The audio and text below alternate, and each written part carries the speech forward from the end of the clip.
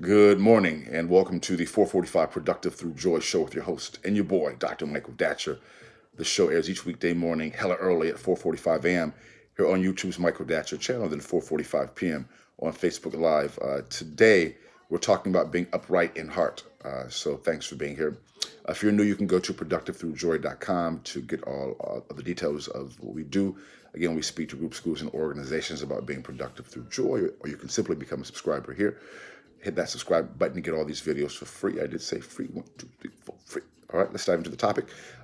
If you are new, let me say a few words about myself first. This is your host and your boy, Dr. Michael Datcher, author of the New York Times bestseller Raising Fences, author of the acclaimed historical novel Americas, author of the recently Pulitzer Prize nominated animating Black and Brown Liberation, a theory of American literatures. Board president of the World Stage, a great nonprofit here in Los Angeles' Crenshaw District. Educational background, UC Berkeley as an undergrad, master's, UCLA, PhD, English literature from UC Riverside. Guys, I'm an expert at being productive, right? I don't say that to brag or boast, but people are oftentimes surprised when they hear my crazy background and they make sense of that level of try to make sense of that level of productivity. So I am the product of a young girl who was sexually assaulted at age 16, gave birth to me at 17 as a result of that assault. It was given up to adoption at the age of a month to an amazing single divorcee, yet at the time, no biological father, no adopted father. Listen, difficult times for the young MD, yet it's cool. Modi famously said, "Hi, you like me now." And if I can be this productive and be so through joy, we think that many people can do so in their own way, of course. So thanks for being here. Let's dive into the topic today. We are talking again about being upright in heart. What does that mean? So that's a way of saying being upright in heart is a way of saying having integrity, right? That's my own particular phraseology.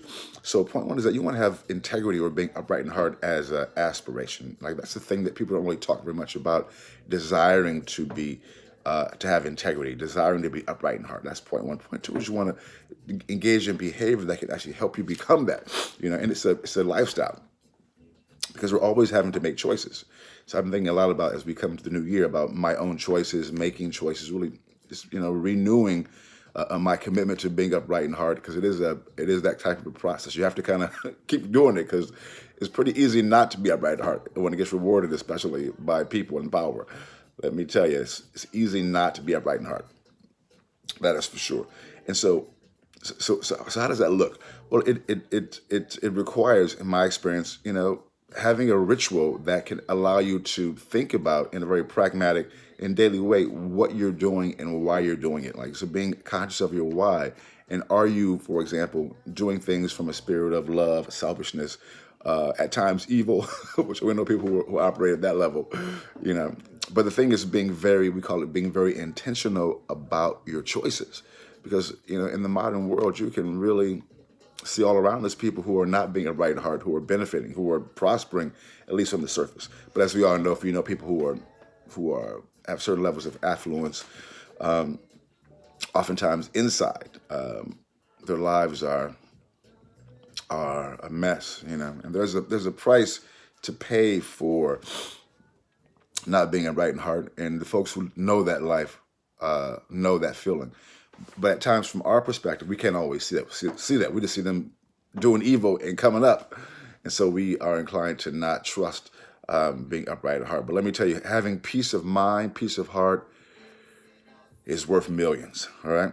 Which goes right into point three. As you're upright at heart, it will give you a sense of peace, joyful, and happiness, regardless of what's happening in your state of affairs. That is going to attract people who can help you get your state of affairs to where they need to be. And that's the challenge, which involves some trust and some stick-to-itiveness. You have to stay the course and being upright at heart to see the benefits. One benefit is immediate. You are going to respect yourself. You're going to have peace of heart. The other type of benefits come later, but that's a great start. So boom, it goes to dynamite. That's all we have for today's show, guys. We'll see you this afternoon at 4:45 p.m. Thanks for being here. We'll see you then. Until then, let's talk about it and be about it. Deuces.